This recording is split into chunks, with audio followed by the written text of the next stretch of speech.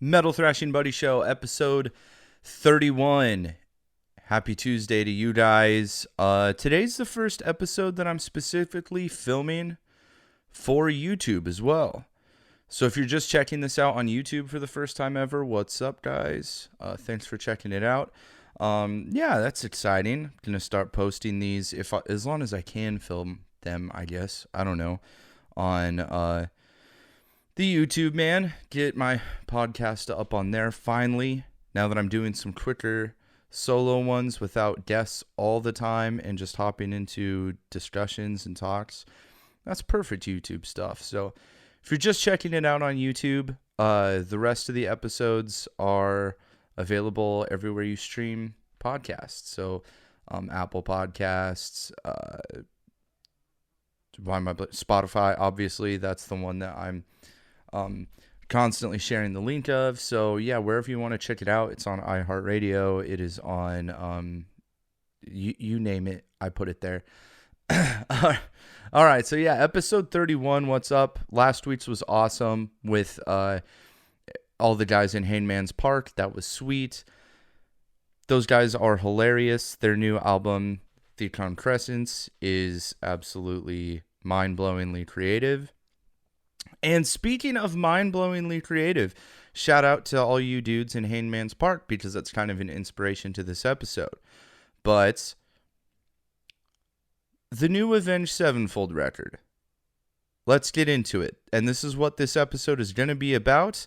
A lot of these podcast episodes I'm going to start doing kind of with just like talking about metal, because obviously it's the Metal Thrashing Buddy Show, but more specifically, dive into new albums that come out. Just let me ramble through my bullshit, man. It is my favorite thing to do.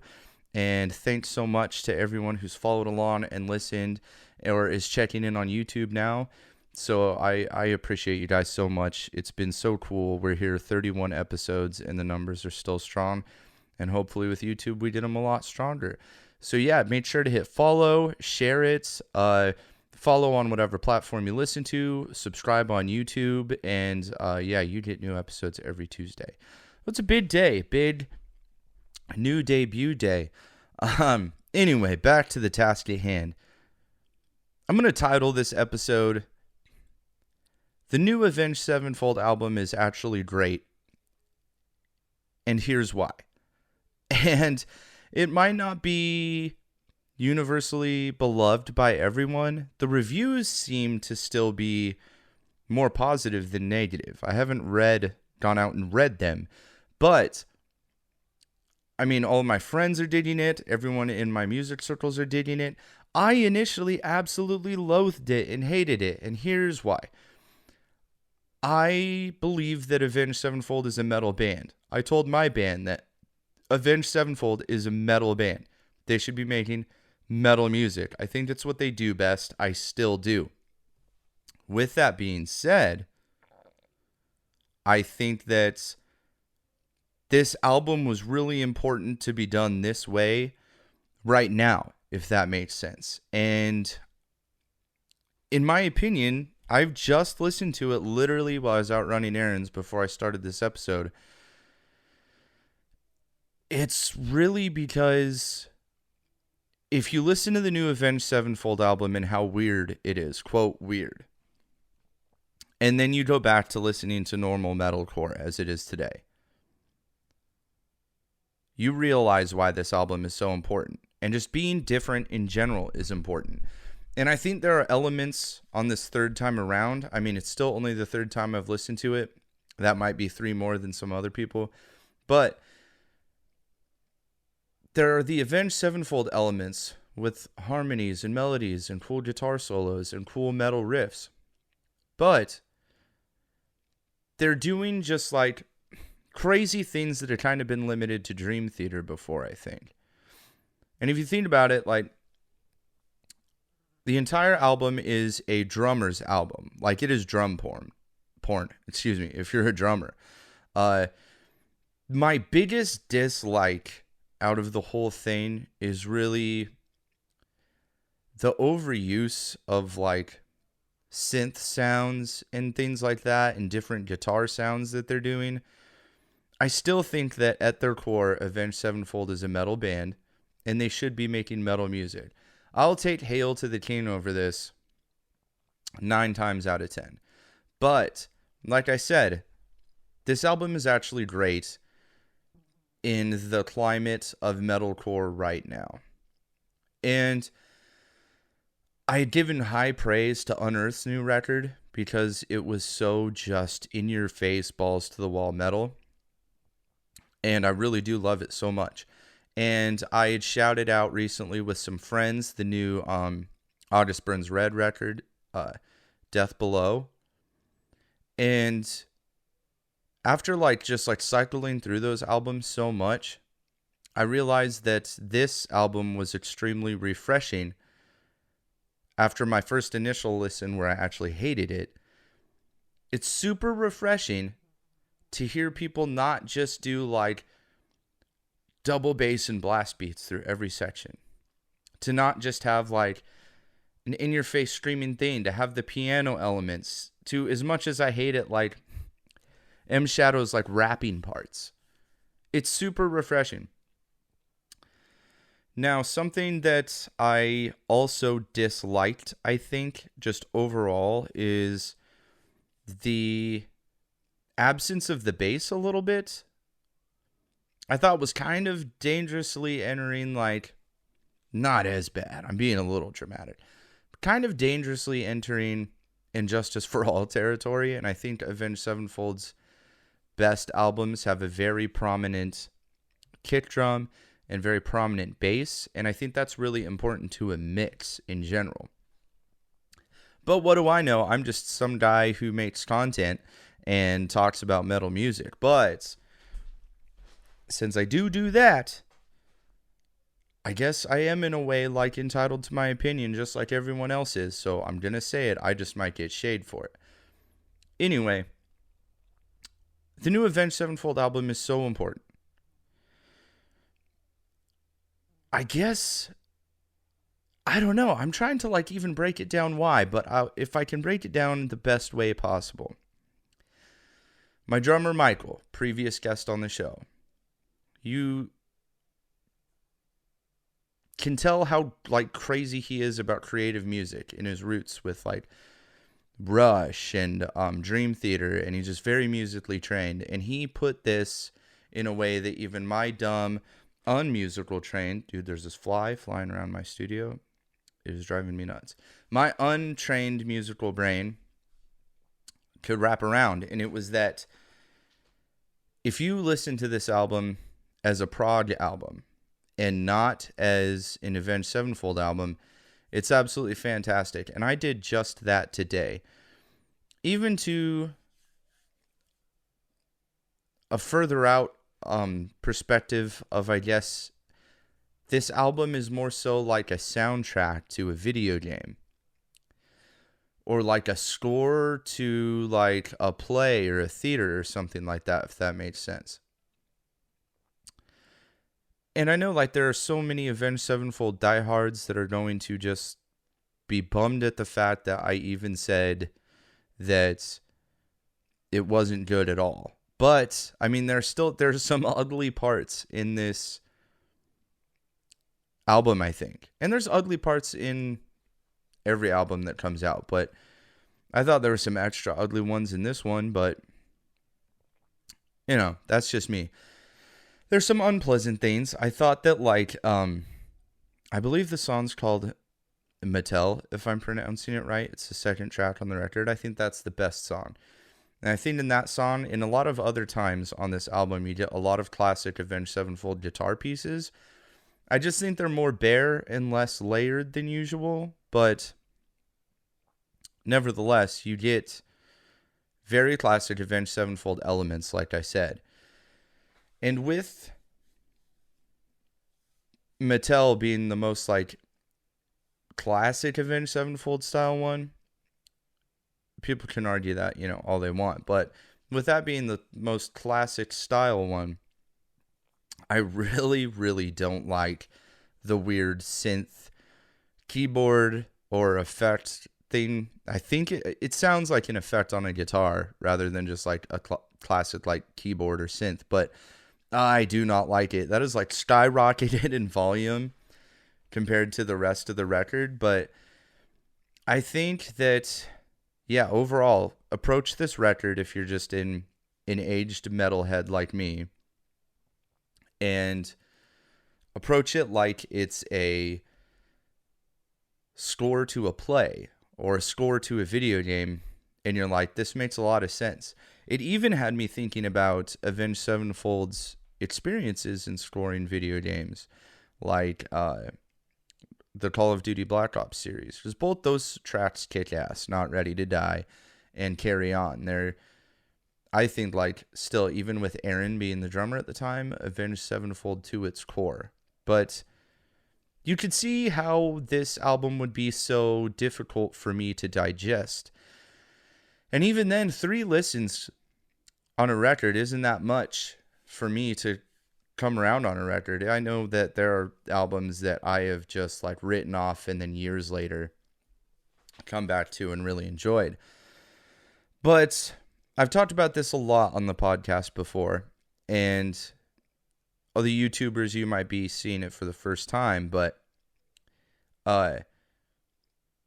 my like love with Avenged Sevenfold started like most people around my age, 29, 30, in a very prominent time with City of Evil. You know, you're in your early teens, preteen age. And that was my first taste, real taste of Avenged Sevenfold. And it was also my first taste of really this different version of metal. And that's what's like something we've got to give a lot of credit to Avenged Sevenfold for, is for always bringing us kind of this new taste of metal. And as a metalhead, I can say, like, honestly, I hope that this isn't necessarily a movement of metal, but I think it's something important for Avenged Sevenfold's catalog, and I think it's something that's important for metal right now. Because when I'd mentioned that even like, you know, the repetitive double bass, the repetitive blast beats through sections that you get just over and over again in metal music, there was this big like surge in metal music that was what I call kind of like the rock music transfer, or the radio metal transfer. And Franz from Attila, shout out Franz, has said that, I think he worded it really well, and I think it was on the Punk Rock MBA, Finn McKenty's show, that everyone wanted to be architects all of a sudden. And Franz said specifically, you're not going to be architects. There's not going to be another architects. And I like, that's really stuck with me, both as a musician, as a metal musician, and as just a critic of metal music in general. That, man, like, everyone, like Asking Alexandria, it was this weird time where there were bands that wanted to be like Architects, and there were bands that wanted to be like Bring Me the Horizon. And Bring Me the Horizon, I think, did a great thing in a time when heavy music needed it, and they were like, hey, it's okay to make rock songs and chart, and then it's okay to throw in heavier songs sometimes. And I think that bands like in Asking Alexandria's progression, like everything they put out now is just that same template of just, it's kind of like a poor man's Shinedown now. And some people are really going to hate on that, but I'm a big Shinedown fan. And that was the first thing I thought of, was just that this seems like it's all stemming from things that have been done over and over and over again. And Avenged Sevenfold's treading into this territory right now of things that it's just different enough that it's not too proggy like Dream Theater or some of the avenues that Periphery goes down. But even Periphery stated, I know Mark Holcomb said on Jamie Jost's podcast, he said that there are tracks every Periphery record that fans of ours just aren't going to like, and that's okay, I don't care. And I think that Avenged Sevenfold could have even got away with just doing that, a couple odd and end tracks that were a little bit different, but they just said, fuck it, we're going to do an entire record that's completely different. And I respect the hell out of them for that. The first track, and you'll have to forgive me again, I can't remember anything these days, and I can't remember the names of these songs, especially 3 listens through. But the first track, the immediate thing that made me angry the first time I listened to it was the shouting vocals. And if you've listened to the album, you know that he does this fast, like it would make a ton of sense if Faith No More did it. But Avenged Sevenfold did it, and it just seems weird, kind of. But the song as a whole, once again, I think reeks of Avenged Sevenfold elements, not in a bad way, reeks a bad word, is, I don't know, nostalgic in a way to old Avenged Sevenfold elements and melodies and such. But yeah, that screaming part, I don't like the I do not like. I want to hear Rob Flynn shout that out as M Shadows is his favorite rapper now, or Jamie Josta, sorry, his favorite rapper. Yeah, it's just I think growing on me, because I'll get back to what I was saying about these bands going through these cycles where I want to say like every 5 years now, there's a cycle where metal takes a turn, and then every band takes that turn. And when you look into like Papa Roach, which Papa Roach and Kiss are the best examples probably, where metal and rock music evolved and changed around them, and they evolved and changed with it, while simultaneously being like uniquely their own. Specifically like Papa Roach in the sense that, well, Kiss too, because every Kiss record you're going to have a super cheesy Gene Simmons song where he sings about sex. And hey, you're calling out Kiss, but Kiss is one of my favorite bands. Papa Roach too, you're going to get an old school like new metal track every record, almost guaranteed. And I have shouted out Papa Roach in other episodes and in conversations with other music friends and people in the scene that just like Papa Roach found the perfect way to make a record about like, it seems like a 90-10 split of 90% with the trend of where rock and metal is going, and about 10% of their own flair, which old school fans are going to hate, but it is important to keep the band relevant, and Papa Roach being that example with staying like arena tour relevant for the past almost 30 years at this point. So I think we're going to look back on this Avenged Sevenfold record, and it's going to be like a cool thing that they did at a time where no one else was doing it. I don't think this is an album that's going to explode enough to make it so that other bands do this. It's very uniquely them still, in mad respect to them, but I don't think I've ever seen them in the press so much for a release since the like maybe Nightmare, maybe White Album, the self-titled album, City of Evil, definitely. It seemed like they were on the cover of every guitar magazine and metal magazine out there, but yeah, it's just interesting to me, man. Freaking, this record is going to be one of those records that is forever enshrined in their creativity and exists forever as what it is, but simultaneously being very important to music as a whole, I think. So drop in the comments on YouTube. Drop on the comments when I post this episode and you listen to it. On my Instagram at MetalThrashingBuddy, YouTube at MetalThrashingBuddy. If you want to check out the video version of this and you want to see me swatting this fly that keeps landing on my fucking microphone, and see me awkwardly stare off into space at my computer running. It's such a unique album. And like I said, we were in this terrible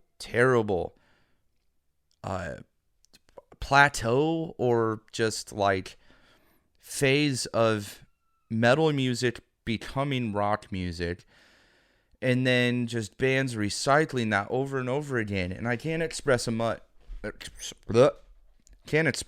how much I hated that. That just, again, the new Asking Alexandria is going to be very good because they're such good musicians, but very just like four on the floor. There's going to be a chanty part. Atreyu, shout out Atreyu, very into this new like rock chart territory, but I think that they do a good job on their newer music of it being about like a 60-40 split of original sounding Atreyu stuff, and then your like singles are going to be very boring rock sounding things. But yeah, I don't know if this was a weak argument or if this was a strong argument, but if you were in my camp initially and you were like, hey, this new Avenged Sevenfold, fuck this, not for me, it's not metal, it's whatever. I think the thing that made me initially think that it was not metal was just the difference in guitar tones and the emptiness a little bit. I would have liked to have heard some more layers of guitar, rhythm guitar, some bass thickness there would have been really nice. But I understand what they did, why they did it, how they did it. Just damn, dude, there are parts with just piano and drums that I love. There are parts with just vocals that I love. And it is very reminiscent of old Avenged Sevenfold, like the end of like Danger Line or something, where there's like trumpet and piano and all sorts of stuff going on. Like, you're going to get all of your Avenged Sevenfold needs filled while also like hearing just a really cool creative record. I do think it is a bit more musician porn than listener friendly, but that's just me. Like I said, drop in the comments on YouTube, drop in the comments on my Instagram when I post this. It is definitely an acquired taste. All I want to say is, if you haven't listened to it yet, or you have listened to it and hate it, like I said, give it another listen. Give it another try. It is worth spending that extra time on and letting it digest a little bit, because I guarantee you, and this is what happened to me, parts started getting stuck in my head, and then I was like, well shit, now I have to go listen to that part again, because why did I hate that part, or why did I think it was good? And again, my final, I guess, closing point is, this album is very refreshing in a time of where people got in this weird Architects like Bring Me the Horizon cycle of just, it's got to be slow. There's got to be like a whoa, which I can't stand. But nevertheless, this was so refreshing. This album is great. If you don't agree, try again. Trust me, I was in the same boat. And thank you for listening this week, guys. I know it's a shorter one, but this is my last like super busy week where content is kind of scarce, but I'm still putting out videos every week on the YouTube and TikTok, at least. Still putting out a podcast every week, albeit, you know, the guest appearances being a little bit more scarce because of said scheduling with me. But either way, I love you guys. Thank you so much for listening. Thank you so much for sharing. Thank you so much for following. Thank you so much for subscribing on YouTube. Excuse me. Just reached 326 subscribers.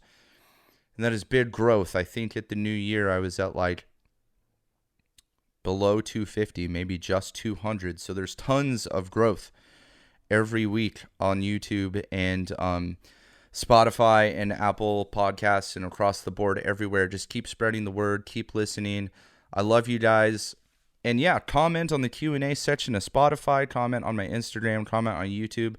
Let's have a discussion about this. And also a reminder, shamelessly plug, my band Dark Harbor is playing Cold Bloom Fest on July 1st at El Corazon in Seattle. We're playing with Ground Feeder, Dark Watch, Pine Box, What's Wrong, Gouged, all like awesome bands, all dudes that I've raved about on this show.